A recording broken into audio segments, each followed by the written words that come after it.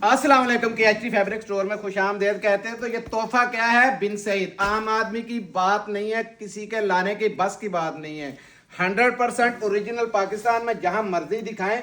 आपको पता है बेवकूफ़ बनाने के लिए ये पाकिस्तान माशाल्लाह काफ़ी आगे है, क्योंकि इसके अंदर कट वर्क दुपट्टे भी आते हैं जो कि इस तरीके से ये देखें कट वर्क के अंदर आ रहे हैं, और साथ साथ में इसमें लग्जरी सूट भी आते हैं। ये देखें पैनल सूट आप देख रही हैं, हर सूट अलग है, हर सूट की क्वालिटी अलग है।